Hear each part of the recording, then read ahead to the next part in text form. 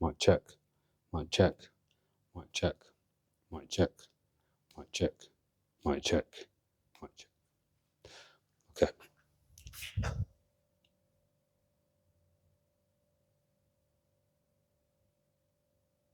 Okay.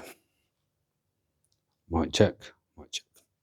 So if you come over here, Dimitri. Something that is very underestimated is the ability of how much the neck plays a part in your ability to move. If the head does not move well, that means your whole body has to do all the work. Just grasp that in your mind to think that if my head doesn't move well, then my whole body now has to do a lot of the work. Now, how does one know if their head is moving fluidly, not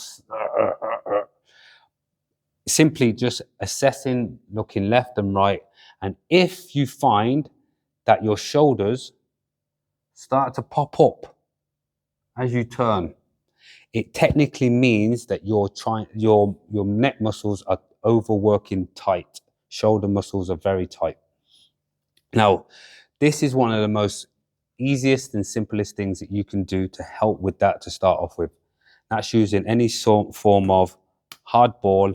I would say tennis ball, but we may need something a little bit more firmer.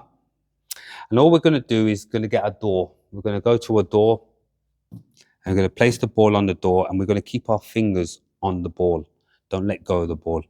And all we're going to do is going to dip our head through the door, and then we're going to push our shoulder into the ball.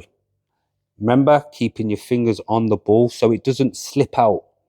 And this is where you can practice turning your head as you move the ball. There are different areas that you need to target as well. So you may need to target the side of your neck. This is called the scalene muscles. And it's very important that you target that. I recommend, for safety and simplicity, is that you use your thumbs to press. And this goes from all the way from your neck, all the way running through to your jawline by the back of your jaw. Again, something that you may not be aware of, but something that you should be very, very clear that it could affect not only shoulder pain, your ability to do exercises, because if you're always stiff when you're lifting weights, can you imagine the sort of kind of effort it requires just to do a few repetitions?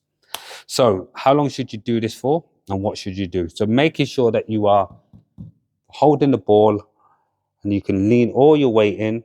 And what you can also start to do is do different things. Moving your shoulder to get some movement in the shoulder. Moving the head to help create the head movement as well. Finding different spots on the shoulder. And also, as mentioned, you can use your thumb, but this is a good way to go into the side of the neck as well. You may not, you have to hold the ball if you're not very skilled, but if you're skilled like me, you don't have to hold it because you can control it on the wall. We've got Dimitri here, so he's obviously going to demonstrate here. Off you go. So there, that's it, fingertip, and really push that shoulder into there, keeping the shoulder relaxed, and then using the head to move away. Looking at my hand, twist, twist, twist, and turn back, twist, looking at my hand. Can you feel it? And then you can find different spots on the shoulder just to help. Again, this one is something you can do for maybe a minute, maybe 3 minutes, as long as you can start to create movement in the neck. Doing both sides, so you might have to find the other side of the door. But I hope this helped, and if you have any questions, please drop me a DM at any time. Check.